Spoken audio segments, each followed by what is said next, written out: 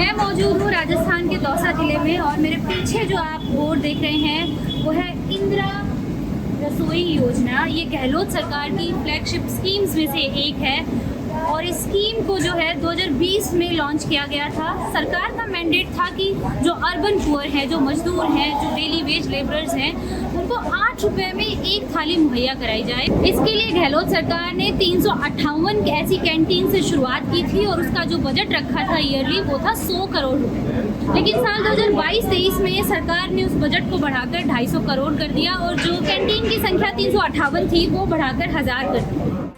बेतरतीब कपड़ों में बैठे 72 साल के शंभूलाल बेघर और बेसहारा हैं।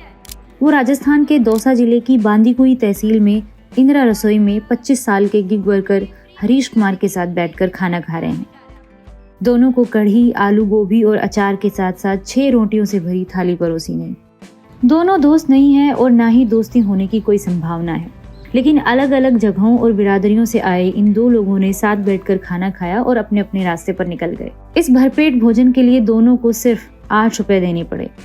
हरीश ने अपनी पार्ट टाइम जॉब से पैसा चुकाया तो शंभूलाल के लिए कैंटीन ऑनर ने अपनी जेब से। तो दौसा की अर्बन कैंटीन कवर करने के बाद हम आए हैं एक रूरल कैंटीन में जो further 30 kilometres into the deep interior है और ये एक नगर पालिका की है। पहले ये गांव हुआ करते थे, अभी नगर पालिका में तब्दील हो गए हैं। तो यहाँ भी एक कैंटीन है और जब से यहाँ इंदिरा कैंटीन बनी है तब से जो डेली वेज लेबरर हैं, जो बेलदार हैं या जो मजदूर हैं या जो साधु संत हैं, होमलेस लोग जो हैं जिनके पास कोई घर नहीं है, बच्चों ने बाहर निकाल दिया है, वो सारे लोग यहाँ पर खाना खाने आते हैं। अब सवाल ये है कि जो लोग 8 रुपये दे सकते हैं वो यहाँ खाना खा सकते हैं, लेकिन जो लोग 8 रुपये भी अफोर्ड नहीं कर सकते वो कहाँ जाते हैं।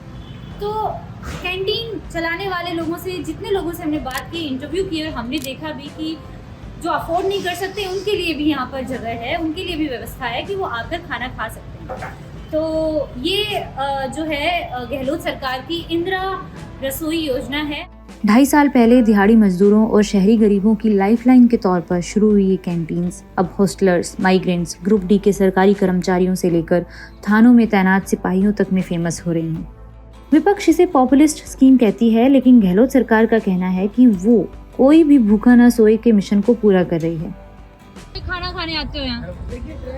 रोज आते हैं। हाँ। आपका नाम क्या है? रमेश जी। रमेश जी। हाँ। और आप क्या करते हो? मजदूरी करते हैं। और आप कितना कमाते हो दिन का? जो भी हो जाए, जो फिर भी कभी 300 में जाए, कभी 400 में जाए। और आपका खाने पे कितना खर्च होता है? खाने पे 10 रुपए। 10 रुपए। और सुबह शाम यही खाते हो आप? तो आप यहाँ कब से खाना खा रहे हैं? काफी दिन हो गए। रोज सुबह शाम आते हैं? रोज सुबह शाम। तो इस खाने की क्वालिटी और इस 8 रुपए की कीमत के बारे में क्या कहना चाहेंगे? 8 रुपए में बहुत बढ़िया खाना मिल रहा है। जो सब्जी है, चपाती है, अचार है, सलाद है, बहुत क्लासिक खाना है 8 रुपए के लिहाज। 8 रुपए में। और फिर आप एक बार आए और फिर दोबारा कभी ऐसा नहीं हुआ कि आए नहीं? नहीं आते हैं 8 रुपए में। आजकल सब्जी नहीं आती है और यहाँ पे पूरा भरपेट खाना मिल रहा है जी। ये भी बहुत बड़ी बात है। यहाँ पहली बार खाना खाया था तो कैसा लगा? बढ़िया टेस्टी लगा था। कितने महीने पहले खाया? मैंने अभी 15 दिन पहले खाया। 15 दिन से आप यहीं आ रहे हो? हाँ। रोज सुबह शाम? हाँ, डेली।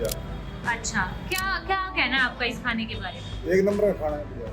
1 नंबर का खाना है। अच्छा, और ये 8 रुपए में मिलता है आपको? हाँ जी। आप करते क्या है? बेलदारी करते। और इस जब ये नहीं थी, ये तो इंदिरा रसोई, तब कहाँ खाते थे? ये 60 रुपए में खाना होटल में का।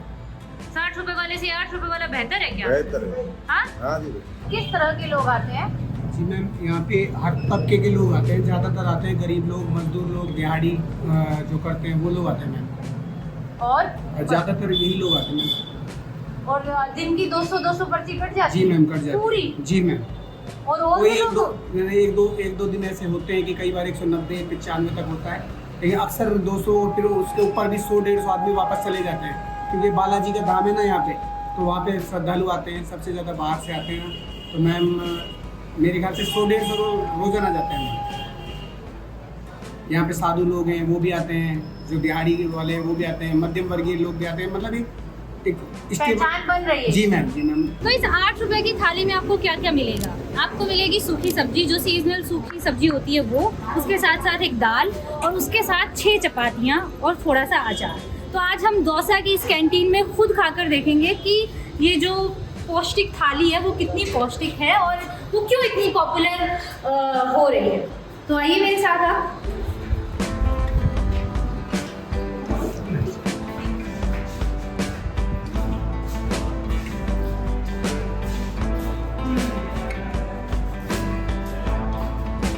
घर जैसा ही।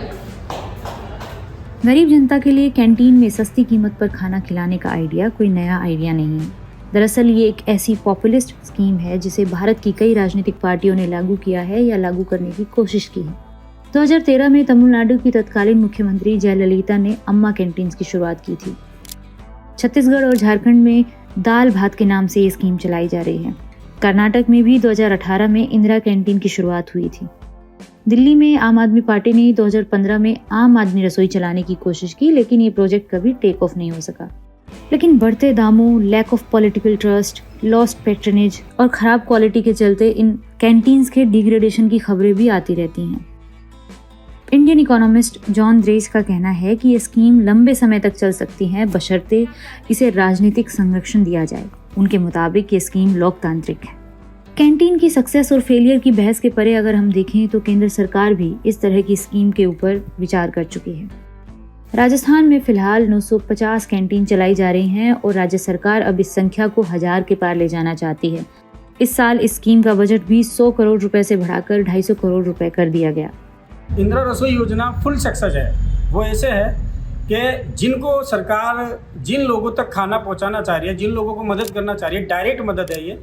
और जो NGOs हमारी जैसे NGO है वो सोशल एक्टिविज़ में भी हम बहुत आगे रहते हैं। उसके अंदर जैसे अभी सरकार 17 रुपये रिबेट मतलब सब्सिडी दे रही है, 8 रुपये खाने वाला दे रहा है, तो लगभग 25 रुपये का एक प्लेट सरकार की तरफ से इसको आंका गया है। किंतु क्या है कि कई बार अभी महंगाई के दौर में थोड़ा बढ़ गया है खाना, मतलब कॉस्ट ज़्यादा बढ़ गई है खाने की। तो 5-7 रुपये NGO अपने सोशल एक्टिविटीज़ की तरह से इस तरह से अपने उस अनुदान की राशियों से इसको बड़ी अच्छी चला रही है हमारे यहाँ पे।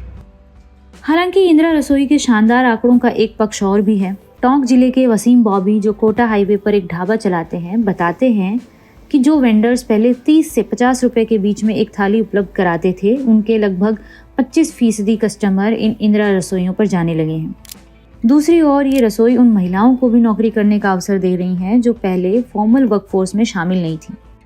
जैसे दौसा की इस कैंटीन में काम कर रही बीना देवी, सुनीता साहू, गुलाब देवी, वर्षा और पूनम बंसीवाल, जो हर सुबह शाम 400 लोगों को खाना खिलाती हैं। पूनम जी, आप यहाँ कब से काम कर रहे हो?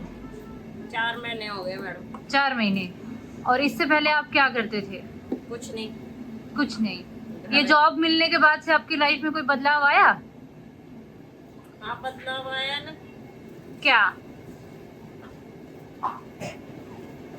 घर के खर्चे पर ठीक ठाक चलने लगा है। बहुत बढ़िया किया है ये सरकार ने, अच्छा है गरीबों के लिए। हाँ। और कुछ ऑब्जर्वेशन बताओ, अपना अनुभव, आप क्या देखते हो? और आगे बढ़ना चाहिए वैसे ये। और यहाँ के खाने की क्वालिटी के बारे में क्या कहोगे आप? बढ़िया खाना बनता है ना। हाँ, बढ़िया है खाना, सब रोटी सब्जी सब बढ़िया बनता है यहाँ। आप खुद भी खाते हो यहाँ पे? हाँ, हम भी खाते हैं। घर जैसा है? हाँ, घर जैसा है बिल्कुल। कभी किसी ने आके, जो खाने आते हैं, उन्होंने कभी आके तारीफ की, कॉम्प्लीमेंट दिया कि हाँ, नहीं, हाँ, तारीफ करते हैं कि अच्छा बना है खाना, घर जैसा खाना है यहाँ। सब बढ़िया खाना बताऊँ। अच्छा, बढ़िया खाना। कैंटीन में भी खाना खाने वाले आते हैं ना, सब बढ़िया खाना बढ़िया बताते हैं, घर जैसा खाना बताते हैं। कितने दिन से काम कर रहे हो? मैं 3 महीने से। 3 महीने से। क्या तनख्वाह है? 8,000। 8,000। 8,000। खाना एक टाइम बनाते हो? दोनों टाइम? दोनों टाइम। दोनों टाइम। मैं ज्योति यादव, दी प्रिंट के लिए, राजस्थान से।